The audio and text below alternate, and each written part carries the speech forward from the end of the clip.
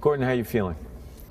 I feel better today than I did yesterday, and that's kind of like my mindset right now, just trying to work through each day, trying to set little mini goals, you know, and trying to get on with it.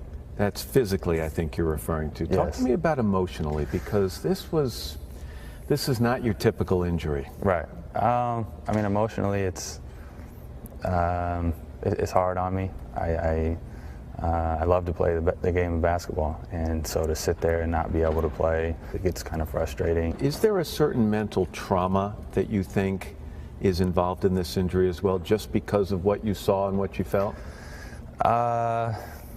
Yeah, I think so. I mean, I think I remember looking at it, and it just, you know, it just doesn't look normal and didn't look right at all. That'll definitely be with me for forever, to see, like, look down and see my foot like the wrong way.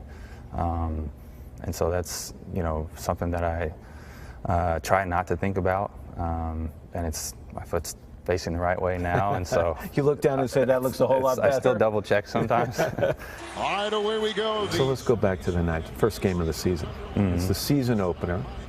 You're brand new Celtic. This is a big deal. You're in Cleveland, playing LeBron and the Cavs, and you're 5 minutes into the season. What do you remember about the play? The biggest shot in Cavs history. They're going up. Oh my goodness!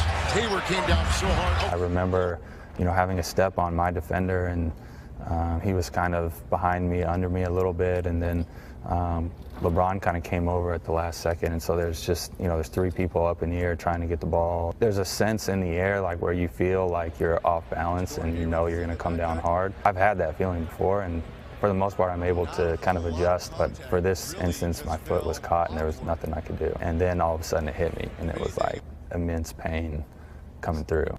It felt like forever before the doctors and the trainers ran over, because it just felt like for a moment there I'm just looking at it, and it's just like, you know, that's when I grabbed my head, like, oh no, this is not good.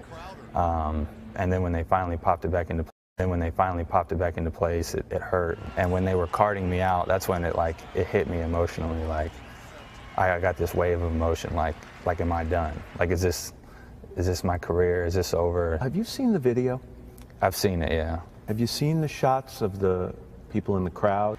Yeah, I've seen some of them, like how, you know, everyone just like cringes a little bit and like they don't want to look.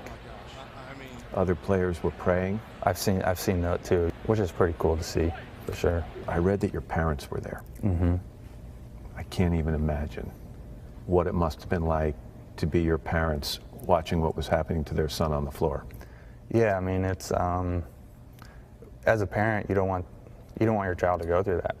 And as a parent myself, it's like thinking I would rather take their pain. So you know, and this is where it makes me emotional, because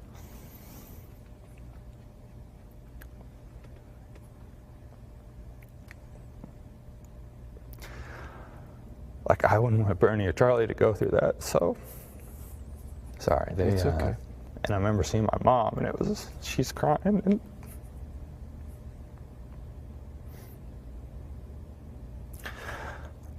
like, that's just tough. It's tough to see your parents cry too, because then, you know, it makes you emotional. And we went back to their locker room. We took X-rays. You know, that's where they said you have a broken ankle. When you're sitting back in that room and the ice is all over you and they've told you have a broken ankle, you know this season's done. Mm-hmm. What's that like to digest? That was tough, and that's when, you know, Robin called, and I'm talking to Robin, and she's trying to, you know, support me, and says she wished she was there, and, you know, God doesn't give you a challenge you can't handle. I think having the two little ones will really help me. They give you a little bit of perspective, because they don't know what's going on. They just know Daddy has a boo-boo, and so they like to decorate it with stickers, and they like to give it a hug and a kiss, because that's what we do when they get boo-boos. What do you want to learn through this experience? What do you want to learn through this experience? What have you already learned? I think I'm going to come back better than ever, and I firmly believe that, but I know it's going to be a long and difficult process. So after surgery,